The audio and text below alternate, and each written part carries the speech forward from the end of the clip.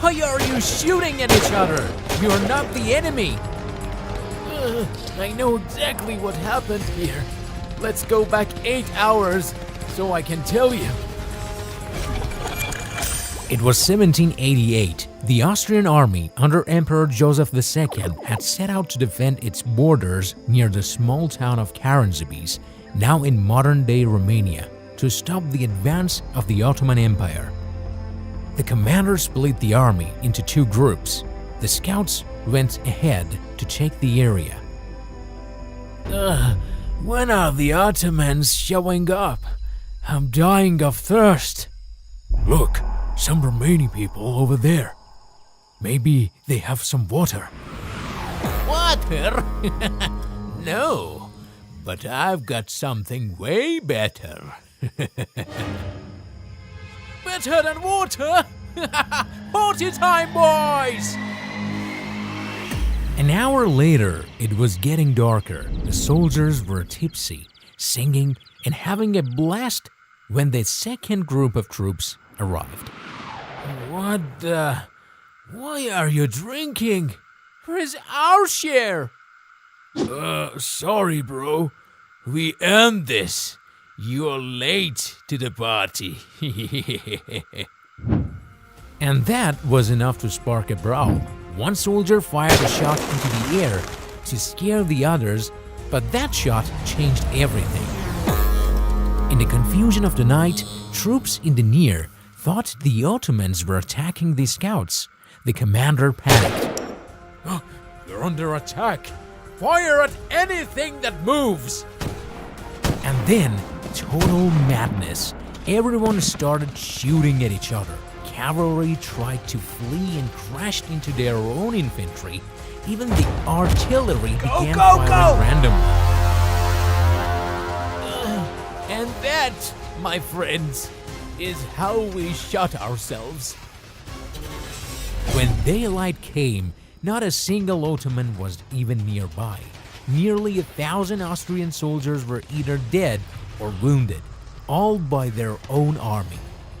The Battle of Karansebes became one of the weirdest and most hilarious military blunders in history. Dude, have the chickens eaten anything yet? No, damn it. This means we have no chance of winning. The Romans had a strange tradition before every battle. If the sacred chickens ate, victory was guaranteed. But if they refused, it meant disaster. Commander, the chickens aren't eating. This is a bad omen. We shouldn't fight today. A bad omen? You mean a bunch of birds are gonna tell me whether to fight or not? My lord, every time these chickens refused to eat, defeat was inevitable. This is a 1,000-year-old Roman tradition. Well, if they won't eat, let's give them something to drink instead. All the soldiers froze. Holcher ordered all the chickens to be thrown into the sea. No one dared to speak, but their eyes were filled with terror.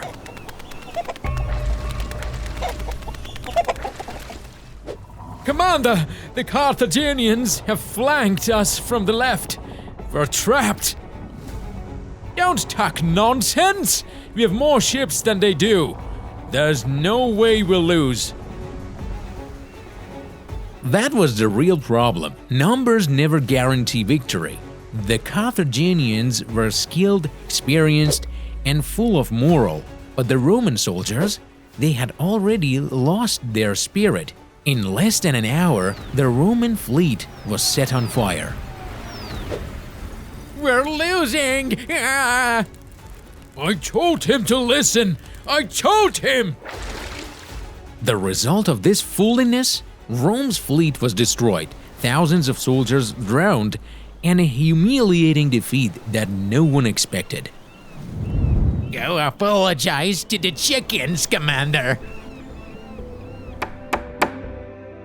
Publius Claudius Pulcher, for the disgraceful defeat of Rome's fleet, and for ignoring the warnings, you are charged with treason.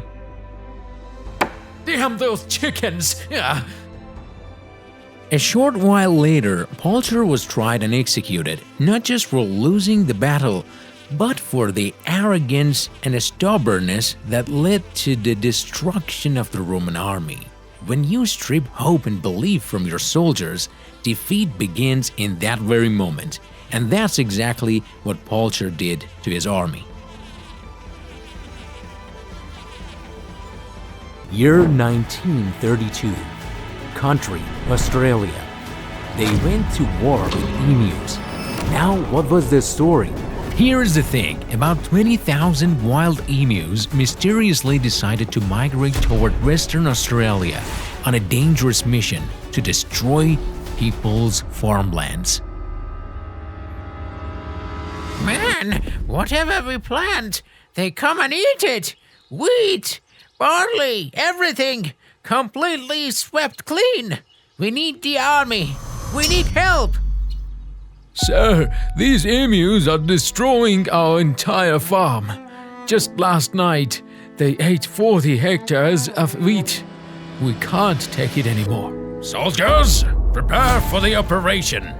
With pride, we will save our country from these cursed two-legged creatures. The Australian army proudly picked up their weapons, prepared the machine guns, and deployed several soldiers to the region. And what was the name of the operation? It had no name, because no one believed it was serious. We stand against any threat, whether from man or from bird. For the honor of Australia, we will win! My soldiers, be ready! Commander, there they are! They're coming! Wait until they get closer.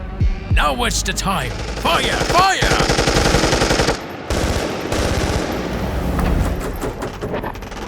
The emus were smarter than the army though.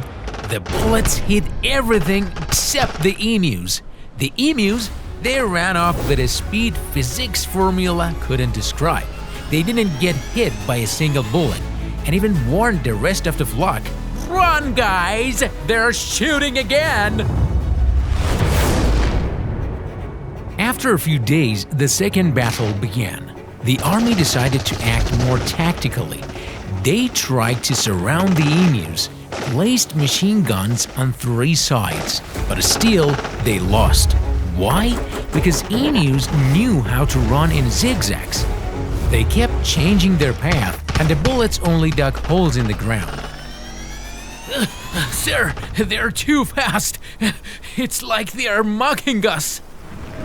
At the end of 2 weeks of operation, the army had only managed to kill around 900 emus out of over 20,000. The bullets ran out, the soldiers were exhausted, and the equipment was broken. We lost. These birds are uncontrollable. We must send a peace request to their leader.